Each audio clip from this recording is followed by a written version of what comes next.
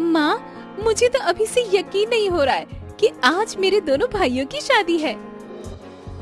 पिछले जन्म में मैंने कोई जरूर अच्छे कर्म किए होंगे जो मुझे इतनी सुंदर सुंदर बहुएं मिली है। लेकिन माँ, उस परेशानी का क्या करें जो हमारे सर पर मंडरा रही है।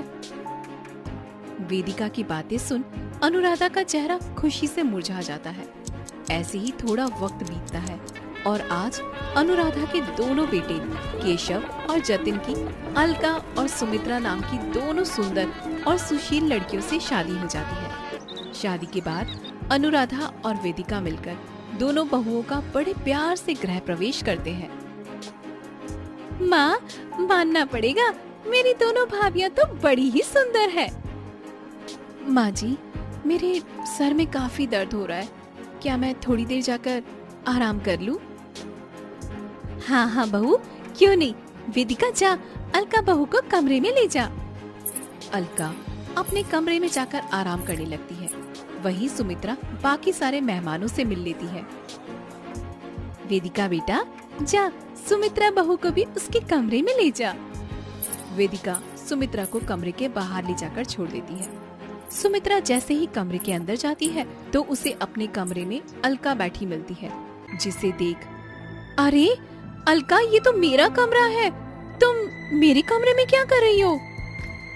लगता है आपको कोई गलतफहमी है, ये तो मेरा कमरा है, मैं तो कब से यहीं पर बैठी हूँ।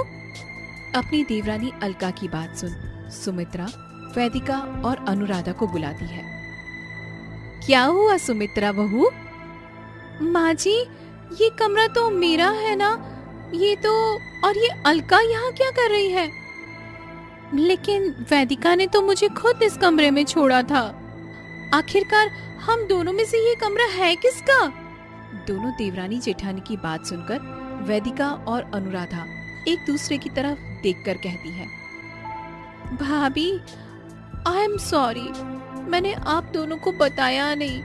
आप दोनों तो जानती है ना, हम एक नॉर्मल मिडिल क्लास फैमिली से हैं। हमारे घर में सिर्फ एक कमरा और एक हॉल है।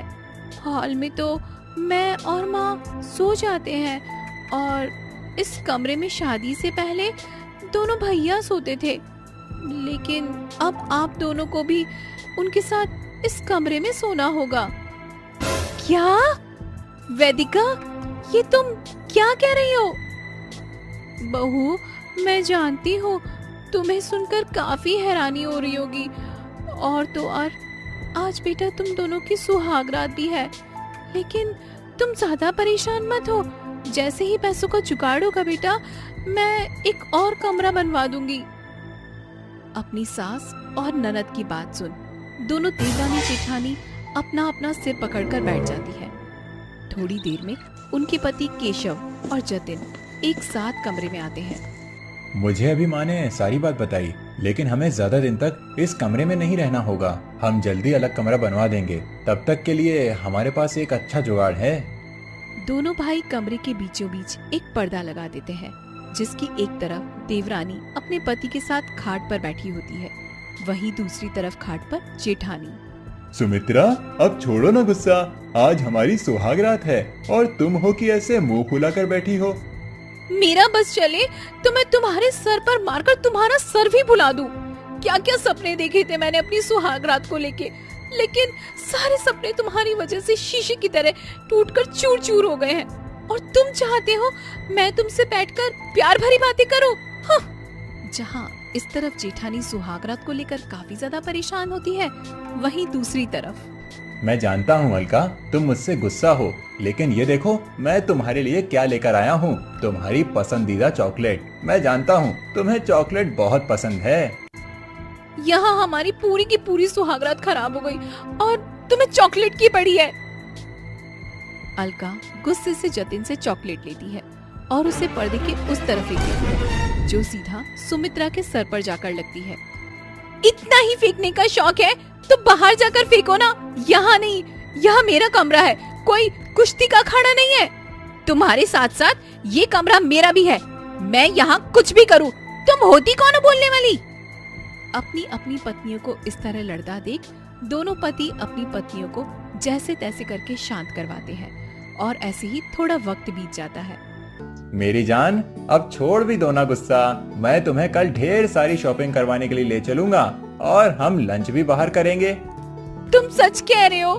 कहीं मुझे पागल तो नहीं बना रहे हो? अरे पगली, तुम्हें पागल बनाकर मुझे पागल खाने में एडमिट थोड़ी ना होना है। जतिन की बात सुन अलका हंसने लगती है। वहीं अब दोनों पति पत्नी आपस में प्यार भरी बातें करने लगते हैं, लेकिन वहीं दूसरी तरफ जेठानी का तो अभी तक भी मुंह फूला हुआ था। पता है, मैंने तो ये भी सोच लिया था कि हम लोग किस गाने पर डांस करेंगे। तो क्या हुआ, अब हम डांस कर लेते हैं। हे भगवान, ये मेरी ना किस पागल आदमी से शादी करवा दी मेरी माँ ने। पहले तो हम दोनों देवरानी जेठानी को सुहागरात पर एक कमरा मिला, हमारी सारी सुहागरात बर्बाद हो गई, और अब ये आदमी चाहता है कि मैं एक कमरे में अपने देवर देवरानी के रहते हुए इसके साथ डांस करूं। सुमित्रा इतना बोल ही रही होती है कि तभी अचानक उसके बिस्तर पर छत से छिपकली गिरती है, जिसे देख सुमित्रा जोर जोर से चिल्लाने लगती है। छिपकली, छिपकली! सुमित्रा के चिल्लाने की आवाज सुन पर्दे के उस पार चल रहा दोनों देवर देवरानी का रोमांस खराब हो जाता है। इस एक कमरे में रहकर क्या आपको चैन नहीं मिल रहा है, जो अब चिल्लाना भी शुरू कर दिया आपने? मुझे किसी पागल कुत्ते ने नहीं काटा है जो मैं ऐसे आधी रात को चिल्लाऊंगी। वो तो बिस्तर पर छिपकली गिर गई थी, इसलिए डर के मारे मैं चिल्ला रही हूँ, समझी ना? खुद तो डायनासोर है और खुद डायनासोर होकर छिपकली से डर रही है। क्या कहा? जरा दोबारा तो बोलना। कुछ नहीं, लगता है आपके कान बज रहे हैं। दोनों देवरानी जेठानी एक दूसरे से मुंह फुलाकर जाकर सो जाती है। बड़ी मुश्किल से सभी को नींद आई होती है कि तभी अलका के खर्राटों की आवाज सुन सुमित्रा की नींद खुल जाती है। भगवान, क्या मुसीबत है! सुहागरात तो बनी नहीं पाई, कम से कम चैन की नींद तो सोने दो। हाँ हाँ, जैसे मैंने तो बड़ी सुहागरात मना ली है।